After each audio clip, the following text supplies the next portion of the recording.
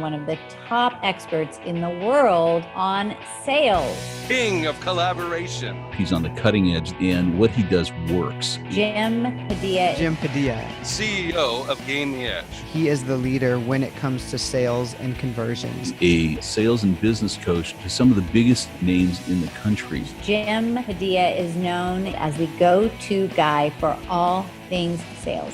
Hey, welcome back to the podcast, Make More Sales. I'm Jim Padilla, your host, and we're going to talk about making more sales without getting better at selling. And in this episode today, I'm just going to share with you a couple of key perspectives here. And again, my mission and journey here is to help you actually gain insights into the fact that yes, sales tactics, strategies, scripts, all of the blueprints and things that people follow, they're great. They are an option. But my mission, and I have chosen to accept it, is to share with you and show you that all of that stuff is cherry on the top, that you have everything you need to make all the sales that you need. You've been doing it your whole life. See, but here's the key. We all know that you must master the art of selling. You must make more sales in order to grow your business. Without sales, you don't have a business, right? I mean, can we agree? Safely assume that is what's in play for everybody. No sales equals no business. The problem is mastering the tactics and the arts and the strategies of selling. It's one of the most difficult things that most people do. And it's largely because of the mindset. We get so caught up in the mental mind jack up that when we're selling, it becomes crazy. Like you do things naturally that when you get into the game of sales, you get into the actual role of selling somebody and something happens to our brain. It just goes out the back door and leaves us hanging out with just a bunch of hope and fear. And, oh my God, I hope this works right. And I hope this person doesn't ask me anything that I don't want to answer. And I hope they don't tell me I can't afford it because I don't know what I'm going to do about that. And anything else that comes into your mind. I don't want to be too pushy. I don't want to be too lazy. I don't want to be all this stuff. Right? And I'm going to tell you, that's all nonsense. You're not being too pushy. Usually when you tell yourself, when you stop, all the places where we stop ourselves is typically the places that we need to go because that's where the reality, that's where the true conversation is going to hit. Right? How many times have you ever gotten off the phone or done with a meeting and said, oh, why didn't I ask them this? Why didn't I ask them that? Right? And it's usually because we were too afraid. We didn't want to cross a line that we thought was going to get us in a position to have to push. And God forbid, maybe they won't like me if I cross this line. So I want to talk a little bit about a myth that I believe, and I have a lot of contrarian perspectives. I'm going to challenge you on a lot of things. There's some things I'm going to say that are going to make you go, oh, what's with this guy? Right? But I'm just going to tell you, I've been blessed. I've been selling for 30 years. Well, I'm 51 years old now. So I've technically been selling since I was 5. And I'll share a lot of those stories with you as we go. But I've been selling my whole life. And I've had a lot of different types of experiences, tons of failures, tons of great wins, tons of opportunities to overcome, and so many different things that I've learned along the way that I just want to share as much of that with you as I can. That's really what this podcast is about. Just different ways to share all of the relevant opportunities and experiences that we have gone through that will be of use to you. But the first thing I want to do is I want to try to mix in some mindset and some perspective. So you get a feel for how I think, how I believe, what I do.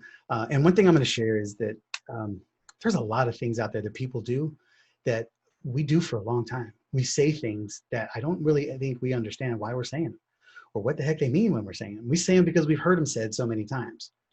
And one of those things is the know, like, and trust factor. And the fact that it's even called a fact or a factor is always mind-boggling. I want to know who's the first guy or girl who said this. And I think somebody heard it somewhere and it sounded really cool. So it got repeated. And then, we all know that which gets repeated gets remembered, and that what gets remembered gets believed. How many stories have you told about the whopper fish that you caught? Or fill in the blank, right? The great goal you scored or the touchdown you made. Every time you tell it, it was, instead of a 5-yard touchdown pass, it somehow now over the years has become a 50-yard bomb. And instead of being in front of 12 people in the stands and your family and friends, it became the state championship, or who knows, right? Whatever stuff that we tell as it grows over time. Well, the know, like, and trust factor to me is that exact thing, right?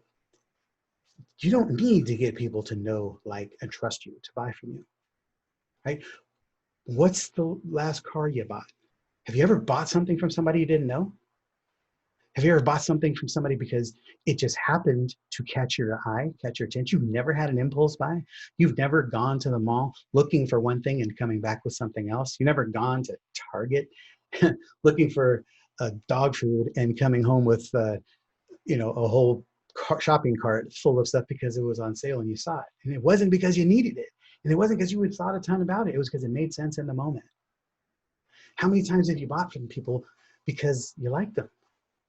You do not need to buy from people you like. You do it all the time. You certainly don't need to buy from people you trust. And you might be able to translate that. I've had people say, well, yes, but you buy from the brands you trust. Yeah, maybe, maybe not. I bought an Acer computer one time, right, when they first came out. I never heard of Acer. Never done any, we had no history, no statistics, no background. I just looked and saw the statistics or saw the makeup. I was like, well, it looks like it would be the same. Let's give it a try. I was willing to try. Right? So again, these are just examples, but if you sit here and go through this, you can literally think of dozens, if not hundreds, of things that you've bought where you didn't know or didn't like or didn't trust the person or the source where you're buying from.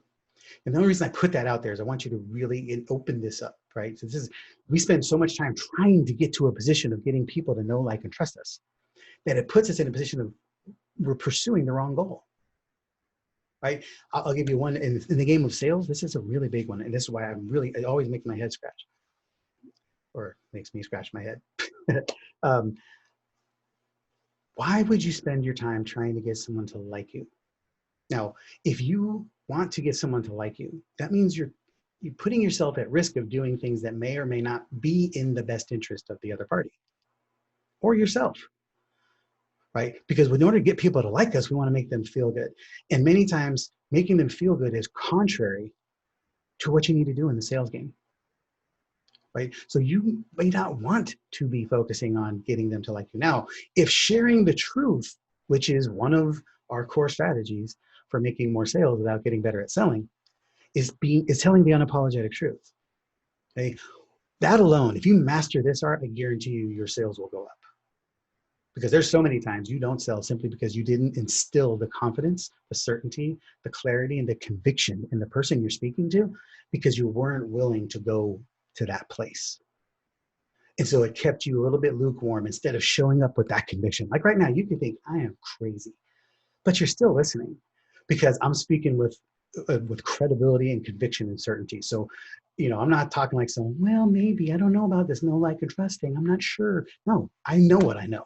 I know what I believe and I know what I can share, right? And people resonate with that, right? That Bronx Puerto Rican in me comes out. And I want you to be in that same boat. I want you to be like, this is what I know and I'm not wavering from this mark. Okay, so back to the like factor. When you need to tell somebody the truth, oftentimes it hurts. Oftentimes it's raw. Oftentimes it's like, ooh, I don't know. I'm not sure what I need to do with this, right?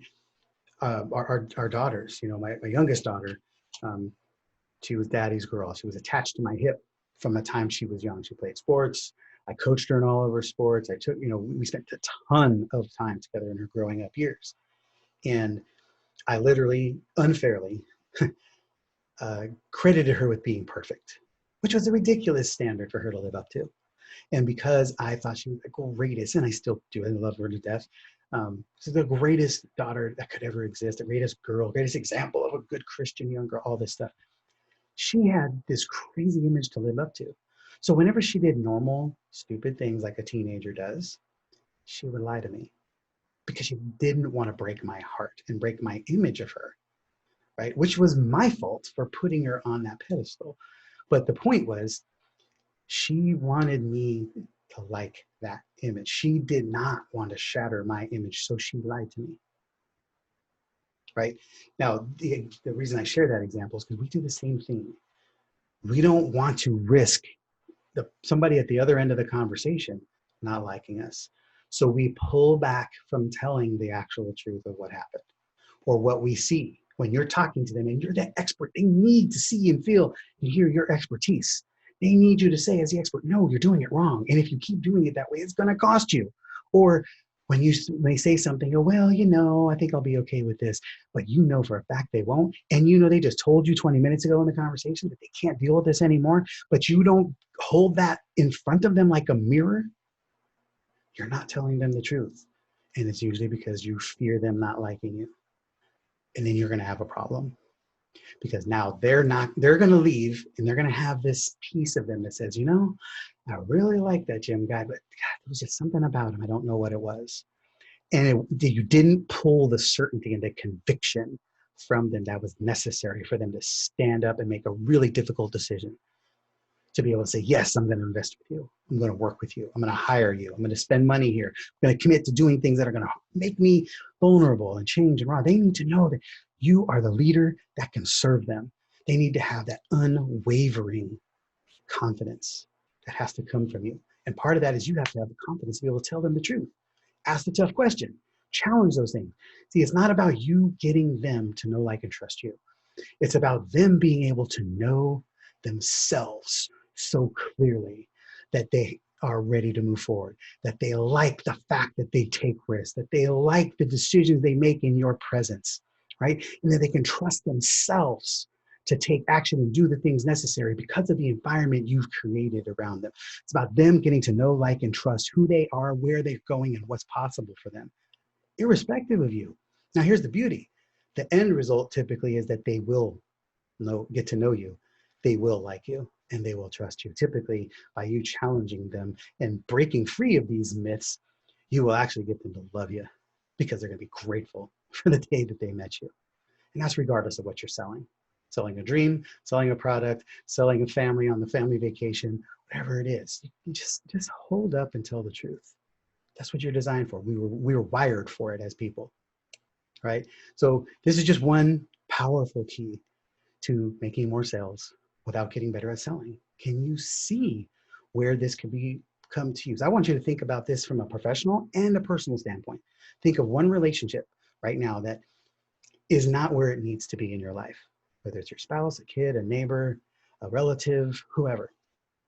And where, if you do a self-assessment, where have you failed the relationship because you didn't tell the truth? You just decided, I get tired of Uncle Larry, so I won't even tell him. There's stuff about him that I wish he was doing differently, but I'm just going to hide it. There's things I would share with him, but I don't want to talk to him because I want his opinion on what I got to say. Whatever it might be, I don't care. You fill in the blanks. But you have to be able to go there. You have to be willing to. So think about that one relationship where one piece of truth, and it doesn't always have to be the most brutal, hard, honest truth, but you have to be willing to go there. Many times it's just a little thing. Right? And then think about a prospective buyer, somebody you had a sales conversation with. And they left. They met all the marks. They checked all the boxes. This should have been, all rights, this should have been a client. This should have been a buying customer. And you let them off the hook because you were concerned. You felt some tension and you asked a couple of tough questions and you were afraid to go to the next one because you felt like, oh, this is getting thick. This is getting tense right now. And I just don't know that I don't know how to go to that next step. Right? And just think, where would the truth have helped? Hey, look, I'm going to share this however I need to share this, and I hope you don't take it the wrong way, but what you're saying doesn't line up. What you're saying to me doesn't make sense based on the person that you just shared with me that you are, or based on the goals that you said you have, or based on the problem you said and the pains you're experiencing, or based on the fact that your marriage is in turmoil and hanging by a thread because your business is failing, or whatever it is, you fill in that blank, but just think of that one. And how could you have approached that differently? And what is it that you're wearing inappropriately? Inappropriately.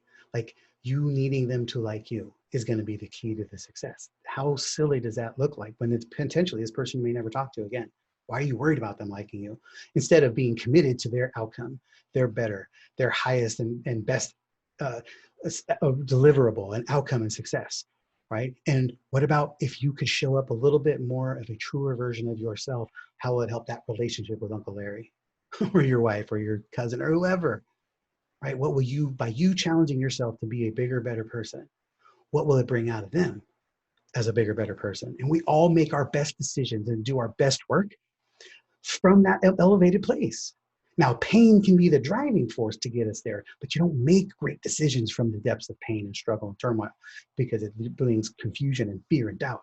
But when you rise above it and look down at it and go, whoa, that's the mess I'm in, but up here I can think clearly, that is our job as a salesperson, as a leader, okay? And I believe sales is synonymous with leadership. So whenever you hear me talking about sales and anything I say, leader I define as becoming the person that people will follow willingly in their own, to make decisions in their own best interest, right? So when you become a leader, you're becoming the person that people will follow willingly to make decisions in their own best interest.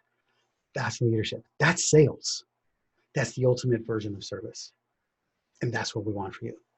So take this and run with it. I really want to hear, I would love to hear, please make sure that you rate, like and subscribe and share this podcast, please. That's how this thing grows. One of the best pieces of algorithm in the formula is shares. Shares and likes and comments tell all of the ranking powers that be that this is a good podcast, that there's a message that's resonating and landing with you. Please take that second to do that. Smash that like button. Make sure you leave us a good comment and please share it. We love to hear from you. So thanks so much for trusting us to be part of your success team. And we'll look forward to seeing you on the journey. Go out there and tell the direct, unapologetic truth, even if it hurts. And let's not worry about the no, like, and trust factor. And make sure that you're rocking and rolling, doing life and business on your terms. We got you. Hey, thanks for listening to the Make More Sales podcast. If you like what you're hearing, you'll definitely want to check out our Make More Sales Facebook group, where you'll find more amazing content, including free sales training and live content happening every single week. So make sure to follow the link below to join. Don't forget to subscribe, rate, and review the show, and share it with your friends. That way, more people can learn how to make more sales without getting better at selling. Thanks for listening, and we'll see you next time.